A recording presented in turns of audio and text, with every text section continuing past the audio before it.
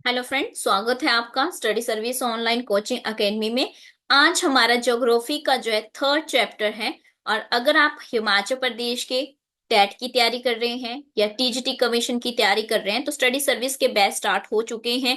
या फिर अगर आप पटवारी की तैयारी कर रहे हैं या फिर आप जो है अपना इसमें जो है जेवीटी हो गया, जेवीटी टेट हो गया, या फिर आपका आर्ट्स का टेट है, मेडिकल का है, नॉन मेडिकल का है, जो भी आपका टेट है, या फिर आपका टीजीटी कमीशन है। कमीशन यानी कि आपका आर्ट्स कमीशन है तो हमारा बैच स्टार्ट हो चुका है। मेडिकल कमीशन है, हमारा बैच चल रहा है। नॉन मेडिकल का चल रहा है, जेवीटी का चल रहा है, एलटी वालों का भी चल रहा है स्पेशल। ठीक है, एलटी टेट भी है और कमीशन भी है हमारे पास।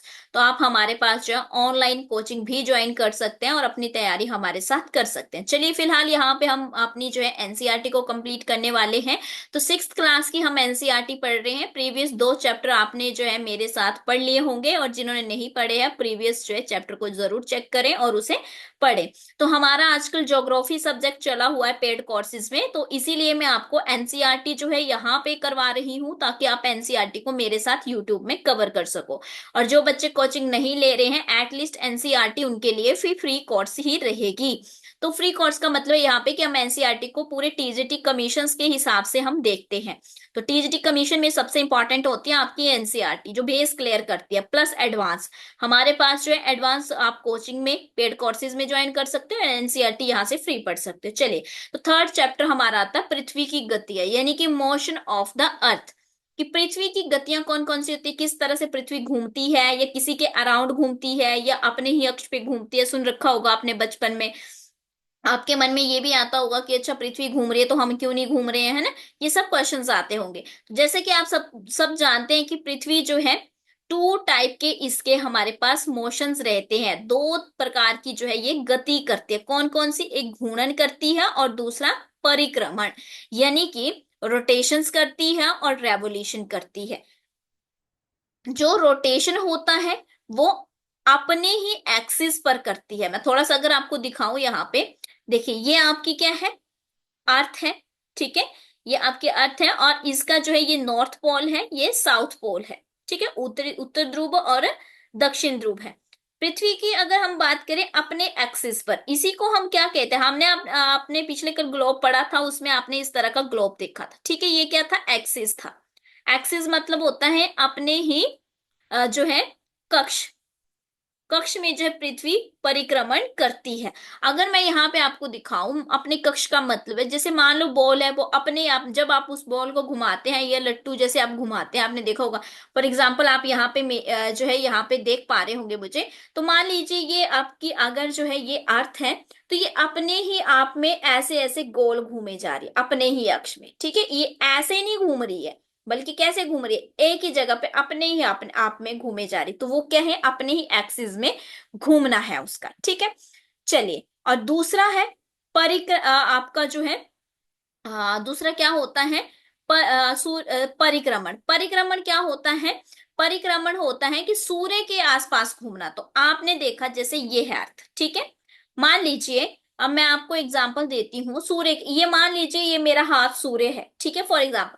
तो ये जो पृथ्वी है ये क्या करेगी, मेरे इसके इर्द गिर्द घूमेगी हाथ के। ठीक है, तो ये जो घूम रही है ये क्या है, ये आपका रेवोल्यूशन है, यानी कि ये आपका परिक्रमण है। और पृथ्वी जो अपने ही आप में ऐसे ही अपने आप में घूमती रहती, तो वो क्या था, घूर्णन था, यानी कि वो आपकी क्या थी, वो आपका जो था रोटेशन था। चलिए, तो रोटेशंस क्या होता है और परिक्रमण जो है यानी कि आपका रेवोल्यूशन क्या होता है, वो अच्छे से क्लियर हो गया। दो टर्म यहाँ पे थी, एक रेवोल्यूशन, इनको अच्छे से करें, पेपर में पूछी जाती है, और दूसरी थी आपका रोटेशन।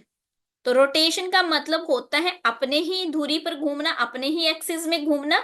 और रेवोल्यूशन का मतलब होता है सन के आसपास घूमना। ठीक है जी। चलिए अब देखते हैं, फिर कहते हैं कि ये जो पृथ्वी का अक्ष है, अक्ष मतलब ये जो यहाँ पे पृथ्वी का जो अक्ष है ये क्या है, ये पृथ्वी का अक्ष जो है ये क्या है, ये इमेजिनरी है, काल्पनिक है। ऐसा नहीं कि रियल में है, बल्कि इमेजिनरी हम इसको मान लेते हैं। तो हमें पता है 66.5 पे कौन सा होता है, हमने पिछले कल ही देखा था। तो ये इक्वेटर है आपका, ये ट्रॉपिक ऑफ कैंसर है, ट्रॉपिक ऑफ कैप्रिकॉर्न है, याद आ गया होगा आपको। ठीक है, मकर रेखा ये आपकी कर्क रेखा है। और ये विषुवत रेखा है। तो यहाँ पे 6.5 डिग्री की अगर हम बात करते हैं तो ये कोण बनाती है, ठीक है जी। और उसे कक्षीय समतल कहते हैं, यानी कि ऑर्बिट प्लेन उसको बोला जाता है। तो ये बहुत इंपॉर्टेंट था ये टर्म आपके लिए। इसके अलावा देखो, सूर्य से जो है अगर हम देखें तो सन से जो है पृथ्वी क्या करती है, प्रकाश लेती है, लाइट लेती है, क्योंकि सन ही एक सोर्स है। हमने सौर मंडल में भी पढ़ा था कि सन ही हमारे पास एकमात्र सोर्स है लेने का, प्रकाश को लेने का। तो पृथ्वी गोल आकार की होती है, सबको पता है।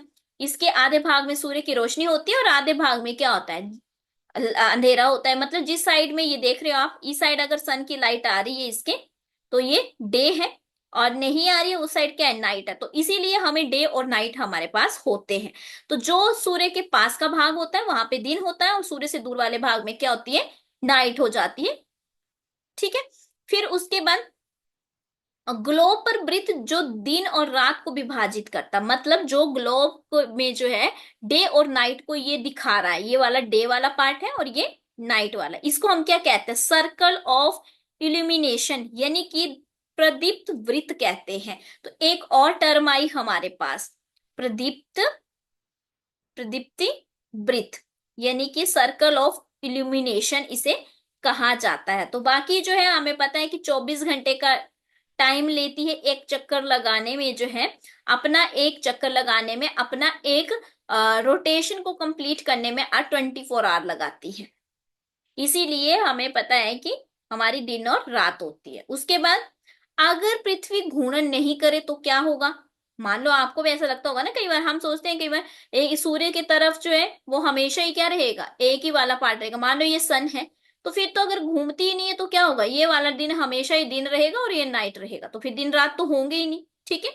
इसके अलावा दूसरा क्या करती है ये, मान लीजिए सन है तो सन के आसपास भी क्या करती है, ये घूम रही है, ठीक है, इसके आसपास भी घूम रही है, जिसे परिक्रमण कहते हैं। और 365 मतलब यानी कि क्या कहते हैं इसको, आप मान के रखिए 365 दिन ही हम इसे मानते हैं वैसे, है ना। तो 365 दिन और 6 घंटे जो है लगभग ये लगाती है इसके सन के आसपास, यानी कि सूर्य के आसपास घूमने के लिए। इसलिए इससे क्या बनता है, ईयर बनते हैं।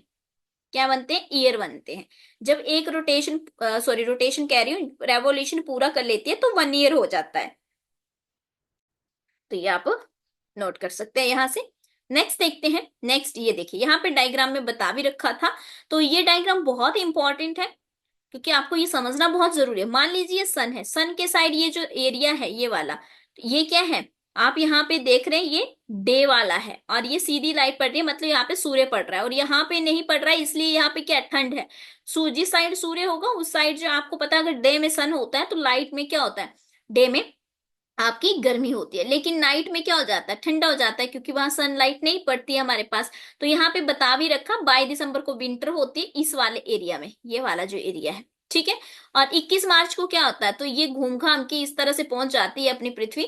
और यहाँ पे 21 जून देख लीजिए आप, समर चल रहा होता है इस वाले एरिया में, जहां पे यहाँ पे जो ये वाला एरिया था इसमें जो दिसंबर में था उसमें यहाँ पे क्या आ जाता है, समर आ जाता है। और दूसरे वाले एरिया में जो है आप देख ही रहे हैं क्या हो रहा है। तो इस तरह से जो है ये हमें चीजें देखने को मिलती है। और 365 दिन बोला हमने, प्लस हमने 6 घंटे बोला, तो 6 6 घंटे को मिला करके 4 साल के बाद हमारे पास क्या आता है, लीप ईयर आता है, मतलब 24 घंटे बनते हैं, 6 चौके 24। तो 24 घंटे का एक दिन होता है। तो हम कहते हैं कि 4 साल के बाद लीप ईयर आता है, और उसमें क्या होते हैं, 29 दिन होते हैं फरवरी महीने में, ठीक है जी। सभी को क्लियर है इतना। चलिए नेक्स्ट देखते हैं।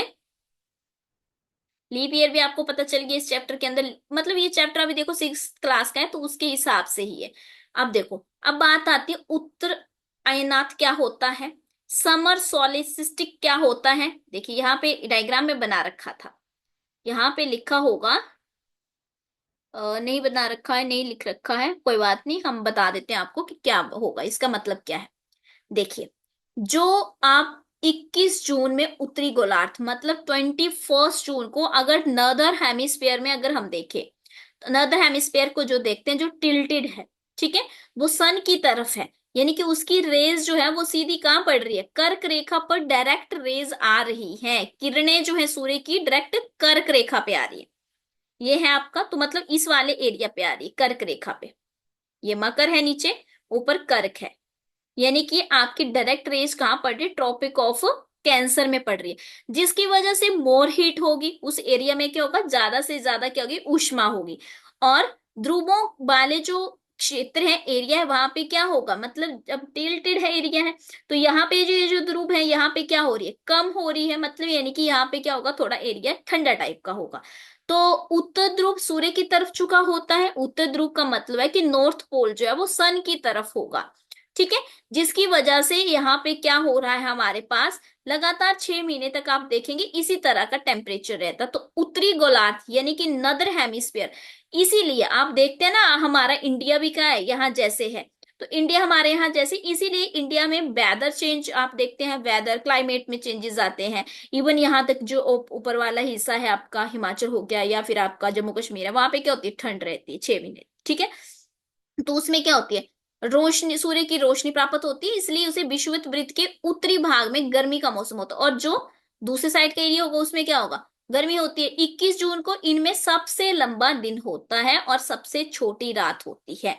21 को अगर हम बात करें, इसमें सबसे longest day and shortest night यहाँ पे होती है, और उसी को हम क्या कहते हैं, समर सोलिस्टिक कहते हैं, यानी कि उत्तर अंत्यनाद कहते हैं। तो क्वेश्चन आ सकता है, अयंतनाथ क्या होता है, वो होता है 21 जून वाला दिन, जिसमें सबसे लंबा दिन और सबसे छोटी रात होती है पृथ्वी की, इस अवस्था को कहते हैं। फिर दूसरा हमारे पास आता है 22 दिसंबर वाला, क्योंकि 22 दिसंबर में क्या होता है, जो आपका साउथ वाला पोल है, साउथ पोल है, दक्षिणी ध्रुव है, वो सूर्य की तरफ झुका होता है, जिसमें एक सारी किरण रेखा कहाँ पड़ती है, मकर रेखा पे, आपकी ट्रॉपिक ऑफ कैप्रिकॉर्न पे जो है सारी लाइंस जो है पड़ती है 22 दिसंबर को।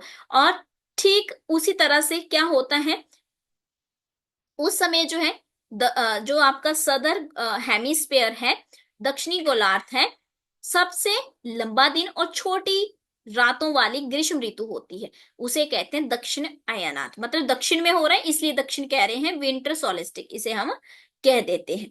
इसके अलावा आप देखते हैं 21 मार्च एंड 23 सितंबर। अब देखना, अभी आप अगस्त चला हुआ ना, अगस्त सितंबर में आप देखेंगे 23 सितंबर को क्या होता है, सूर्य की जो रेंज होती है, किरण होती है, वो विषुवत यानी कि इक्वेटर पर डायरेक्ट पड़ती है। क्या होता है, 21 मार्च को भी और 23 सितंबर को भी डायरेक्ट पड़ती है। और इस स्टेज में कोई भी जो ध्रुव, ध्रुव मतलब पोल, सूर्य की ओर कोई नहीं झुका होता है, मतलब इसका मतलब इस तरह से होगा उस टाइम, ठीक है। ये नॉर्थ पोल है, ये साउथ पोल है, कोई नहीं झुका होगा सूर्य की तरफ से, ये सन है, कोई चीज नहीं झुकी होगी। तो उसे क्या कहते हैं, उस टाइम क्या होता है, दिन और रात इक्वल होते हैं, बराबर होते हैं, ठीक है, क्या होते हैं, बराबर होते हैं, उसे कहते हैं इक्विनॉक्स, यानी कि विषुव कहा जाता है। मैं अब आपको इमेज में दिखा देती हूँ, ये देखो, इक्विनॉक्स कब बनता है, 22 सितंबर को और 21 मार्च को। अब यहाँ पे क्या है, देखो बिल्कुल सीधी पड़ रही है रेंज, ये भी देख रहे हैं आप, बिल्कुल सीधी रेंज है। तो इन्हें जब सीधी रेंज पड़ती है, बराबर होते हैं, दिन और रात क्या होंगे यहाँ पे, बराबर होंगे। तो इसलिए इसे कहते हैं आप अपना विषुव या फिर इक्विनॉक्स। तो यहाँ पे आज जो है, आज की क्लास के अंदर हमने बहुत सारी चीजें देखी। हमने देखा कि आपका जो है, सबसे पहले जो है हमने कुछ वर्ड टर्मिनोलॉजी जो है अपने इस चैप्टर के अंदर पढ़ी है, जैसे उत्तर अयनात क्या होता है ना, दक्षिण अयनात क्या होता है, ये पढ़ा। फिर हमने देखा विषुव क्या होता है, इक्विनॉक्स जो है, विषुव जो है आपका वो क्या होता है। इसके अलावा हमने देखा यहाँ पे कि नॉर्थ पोल होते हैं, साउथ पोल होते हैं, है ना। फिर हमने बहुत सारी टर्म्स देखी इस क्लास के अंदर, और क्या क्या देखा हमने स्टार्टिंग में हमने देखा था रेवोल्यूशन और रोटेशन, यानी कि आपका घूर्णन और परिक्रमण। तो ये जो टर्म थी बेसिक बेसिक, ये बहुत इंपॉर्टेंट थी। तो ये था चैप्टर थर्ड आपका 6th क्लास का। तो ऐसे तो आप खुद पढ़ते नहीं है, मैंने सोचा आपको साथ में पढ़ाऊंगी तो ज्यादा अच्छा रहेगा, और अच्छे से जो है आप कर भी पाएंगे, साथ साथ में पढ़ लेंगे कि कौन से चैप्टर में क्या है। चलिए, तो आई होप कि आपको ये चैप्टर पसंद आया होगा, लास्ट में कमेंट करके जरूर बताना। नेक्स्ट हमारा कल का जो चैप्टर होगा फिर उसको देखेंगे हम। कल मैप में भी मैप वाला चैप्टर होगा, फोर्थ चैप्टर में भी मानचित्र है, तो उसको देखेंगे कितने टाइप के होते हैं, कैसे होते हैं। ठीक 2 बजे आपको डेली ये क्लास मिलती है और इसी तरह से आपको मिलती रहेगी। हम पूरा के पूरे जो है एनसीईआरटी कोशिश करेंगे 6 to 12 तक की कंप्लीट करें। बट अभी फिलहाल 6 क्लास की कर रहे हैं, तो अच्छे से मेरे साथ आप करें। अगर आपको लगता है कि इसमें मैं कुछ और ऐड करूं, खैर इसमें और ऐड हम क्या भी कह सकते हैं, क्योंकि एनसीईआरटी है और टीजीटी के हिसाब से पढ़नी है हमें, ना कि हमें सिविल सर्विसेज के हिसाब से पढ़नी है। ठीक है, तो टीजीटी के हिसाब से पढ़ेंगे तो इसी हिसाब से आप पढ़ेंगे। कुछ टर्म्स होती हैं जो इंपॉर्टेंट होती है, जो आपको पता होनी चाहिए।